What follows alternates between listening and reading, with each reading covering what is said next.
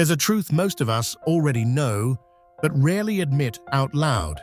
Procrastination doesn't just clutter our homes. It quietly steals the peace from our everyday lives.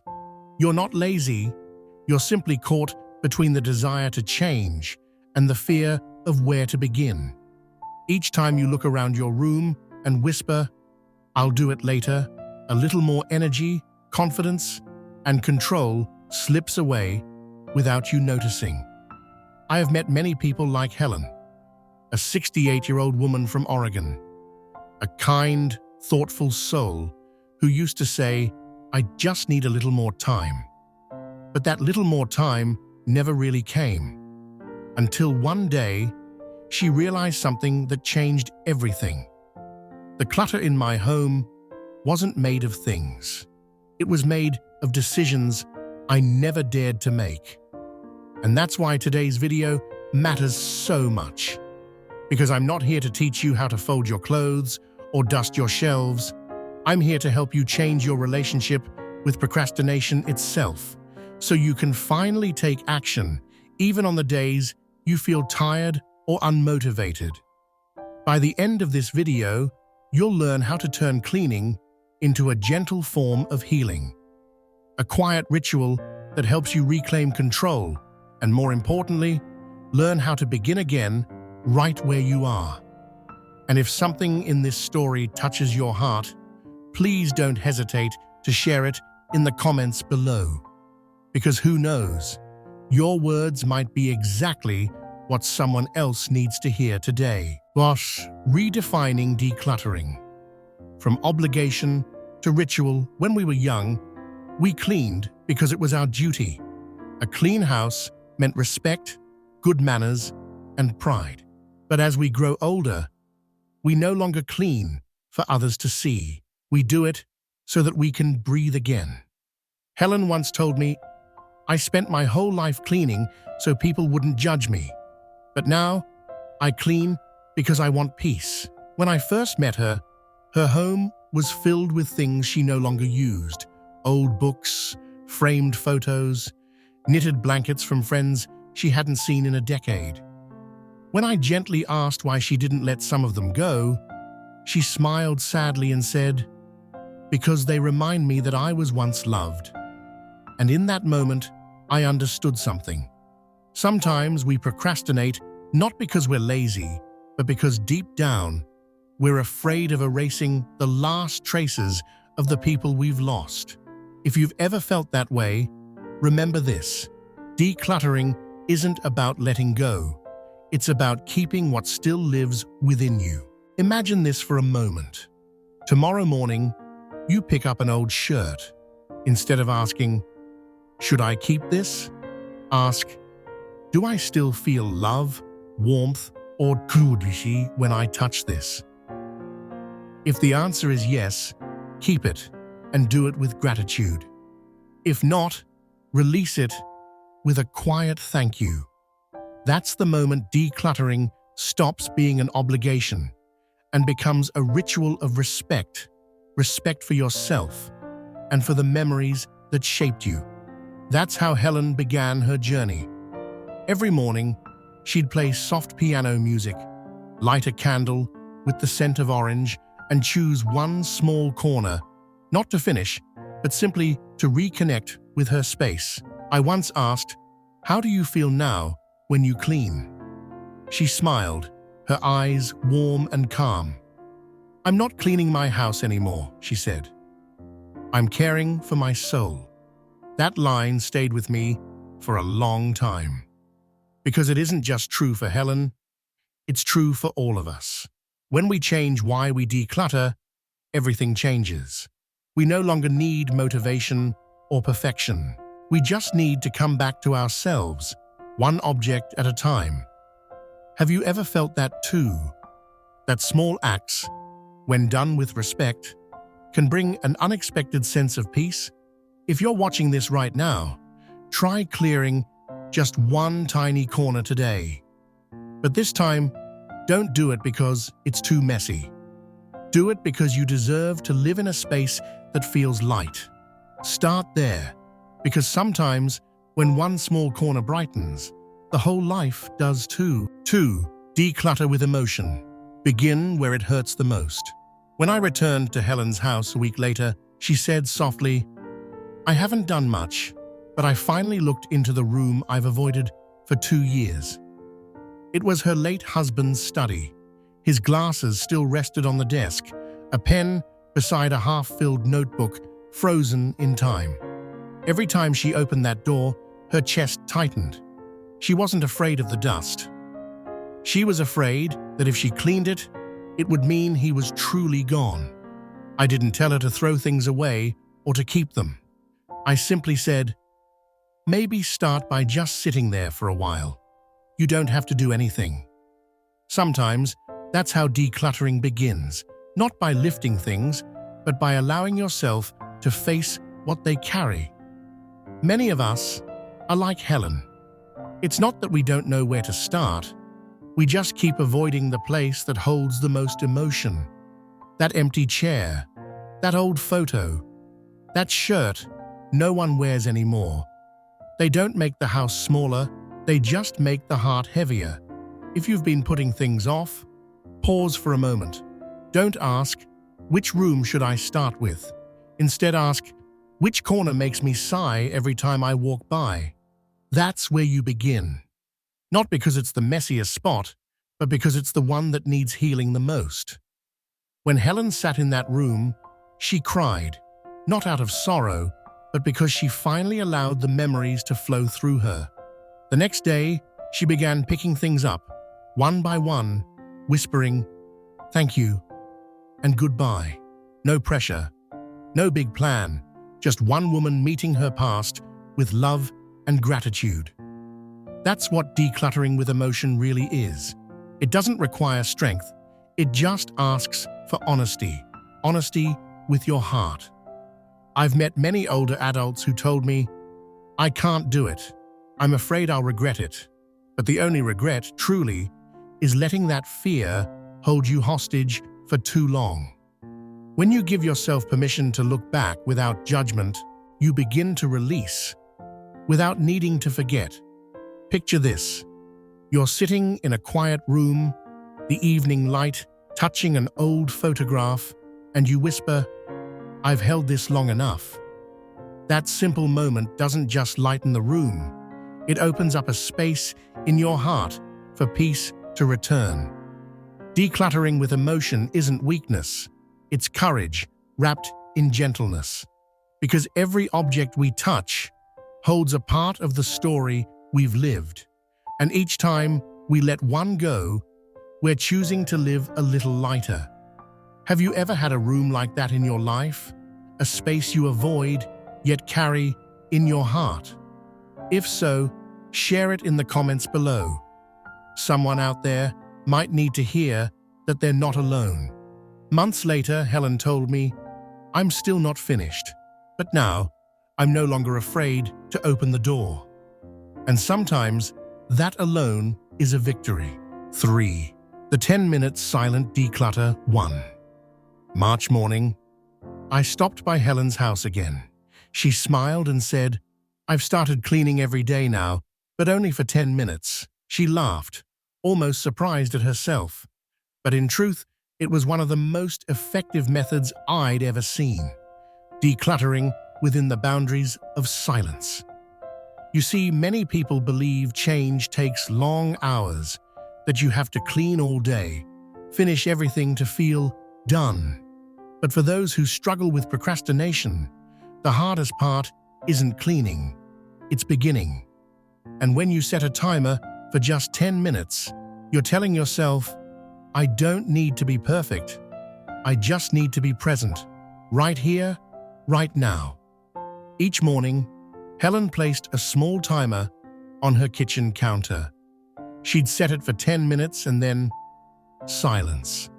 No TV, no music, no phone, just the ticking of the clock and the rhythm of her own breath.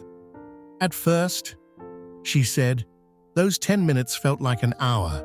But then I realized, when the house grew quiet, I started hearing myself again. Silence isn't the absence of sound, It's the moment we truly arrive in the space we live in. You start to hear the sunlight filtering through the curtains, the soft rustle of fabric as you touch an old sweater, the quiet thump of your heart when you whisper, "Do I really need this?" Cleaning in silence is how we listen to our hearts amid the noise of everyday life. Helen told me, "When I clean in silence, I don't feel bored. I feel like I'm meditating." And that's the beauty of it. When you clean without distractions, you're not doing chores. You're guiding your mind back to the present, and in the present, there's no past to grieve, no future to fear, only you and your breath. Imagine this. You put your phone away, pick one corner, a shelf, a kitchen counter, a bedside table.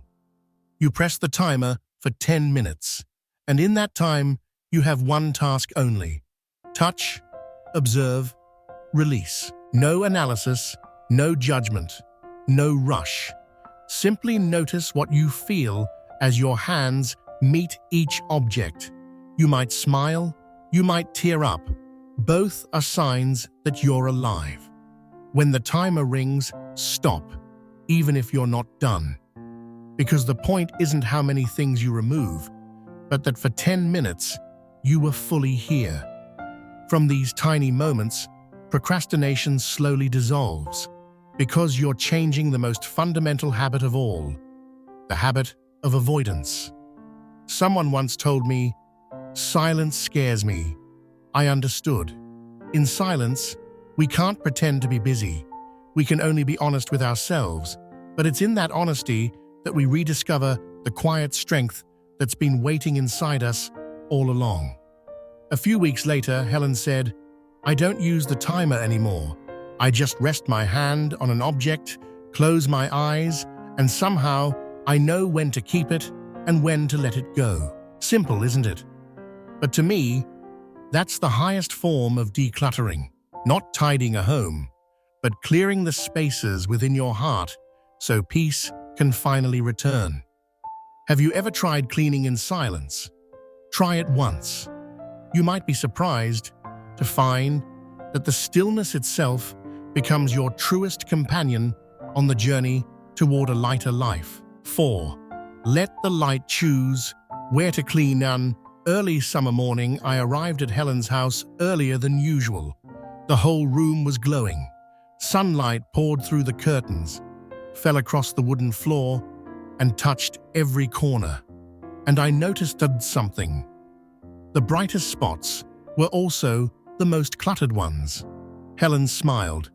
"I don't choose where to clean anymore," she said. "I let the light choose for me." It sounded whimsical at first, but it was, in fact, one of the most beautiful ways to overcome procrastination. When you don't know where to begin, let nature decide for you. Morning light has a way of revealing what truly needs your care. Each day, Helen opened her windows wide. Wherever the sunlight landed first, that's where she began. No plans, no lists, no pressure, just a simple belief. If the light touches it, it must be ready to breathe again. Have you ever noticed there are corners in our homes that stay dim, not because of the lack of sun, but because we've stopped paying attention to them? They are like forgotten parts of our own spirit, waiting quietly to be seen again. One morning, sunlight fell directly on a stack of old boxes in Helen's living room. She told me, "I've seen them every day, but I've never truly looked at them." For the first time, she opened one box. Inside were embroidered napkins she'd once meant to give to a friend, but never did. She touched the fabric, and instead of sadness, she smiled. Maybe it's time to let the light touch them too. She folded each one carefully and donated them to a nearby senior center. The next day, she said the room somehow felt bigger, and the sunlight seemed to reach farther than before. Perhaps that's what happens when we clean the places the light chooses. We also give ourselves permission to shine. Try this tomorrow morning. Open your curtains and watch where the sunlight lingers the longest. That's not just a place that needs cleaning, it's a place waiting to be brought back to life. And the beautiful part is, when you clean with light, it no longer feels like work. You're simply moving in rhythm with nature, like watering a plant. Not rushing, not forcing, just letting the sun guide you. Helen said, "I don't make plans anymore. I just see where the sun calls me." And strangely, every space she cleaned this way left her feeling lighter than she expected. That day, she told me something I'll never forget. "I stopped fighting procrastination. I just stand where the light is." Maybe that's how we should all live after 60, not striving to be perfect, just returning to what feels most natural: the sunlight, the breath, and the gentle pace of an ordinary day. So tomorrow morning, don't overthink it. Simply open your window, let the light point the way, and the rest, you'll know exactly what to do. 5. End each session with a symbolic gesture. There's something most people overlook when they clean. It isn't the beginning that truly matters. It's the moment we choose to end. If you stop only when you're exhausted, you'll remember nothing but the fatigue. But if you end with a small ritual, cleaning stops feeling like hard work and becomes a quiet path toward peace. Helen once told me that after every cleaning session, she always did one very special thing. She would rest her hand on the last item she decided to keep, close her eyes for a few seconds, and whisper, "Thank you for staying." At first, I thought it was just a sweet habit, but then I realized that tiny moment of gratitude helped her separate cleaning from the sense of loss. Instead of focusing on what was gone, she chose to acknowledge what remained, and that made her heart calmer, clearer. You can try this yourself next time.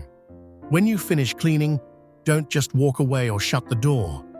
Choose a gesture that marks completion. Light a small candle, open the window, and let new air in. Or simply place your hand over your heart and take a deep breath. Because you're not just tidying a house, you're teaching your mind how to feel joy after it has done enough. Helen told me, "Now every time I finish, I make a cup of tea, sit by the window, and watch the light fill the clean room." She called it the tea of completion, a simple way to tell herself, "Today I have done enough." And you know what?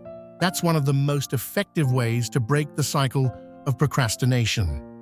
Because when your brain begins to associate cleaning with calm and reward, you'll naturally want to return to it again tomorrow. But if it's tied to exhaustion or guilt, you'll keep avoiding it. Older bodies and tired minds don't need more pressure. We just need to end each day with gentleness. A small symbolic ritual at the end of cleaning is your way of saying to yourself, "I did what I could today, and that is enough." When I asked Helen if cleaning still felt like hard work, she smiled, her eyes peaceful. "No," she said. "Now it feels like I'm having a conversation with myself." And truly, when you begin ending each session with a symbolic gesture, you're telling yourself a new story. You're no longer the one who puts things off. You're the one who's quietly reclaiming control, one gentle day at a time. Try it tonight. You don't need much. Tidy just a few things, then close with a cup of tea, a smile, or a quiet thank you. And notice how that feeling of ease stays with you until morning. When I visited Helen's house for the last time, it looked completely different. Not because it was emptier or brighter, but because the air itself had changed. Everything seemed to breathe more evenly, lighter, calmer, and Helen, the woman who once feared to begin, now smiled gently as she spoke about her journey. She said, "I stopped counting how many things I've let go of. I just know I'm coming back to life, little by little, and maybe that's what I want to leave you with today. Decluttering isn't a race against time. It's not about proving you're still capable or earning praise for being neat and organized. It's about learning to forgive yourself for letting things pile up for too long, and then, through one small act, choosing to move closer toward peace. Procrastination isn't your enemy. It's simply a reminder that your body and your heart are asking to be heard. And when you look at it with gentleness, you'll see that in every pause, there's a quiet chance to begin again, in a softer, kinder way. You don't have to do much. You just have to do what matters. One drawer, one corner, one object, and one silent moment afterward to tell yourself, "Today I took one more step." If you're watching this video, maybe you too have delayed, felt stuck among the clutter and old memories, and grown weary of not knowing where to start. But I want you to know, it is never too late to make your life lighter. Helen began at 68, and you, whether you're 60, 70, or 80, can begin today with one deep breath, one ray of light, and one gentle action. Because sometimes, the moment we dare to touch what once frightened us, we've already become stronger than we were yesterday. If something in today's story resonated with you, leave me a comment below. Simply write, "I'm still here." That's how I'll know you've begun, even if it's just with one small, beautiful step. And if you'd like to walk this journey with us, subscribe to Senior Eyes, where every story and every corner of a home reminds you that it's never too late to slow down, clear out, and love yourself once again.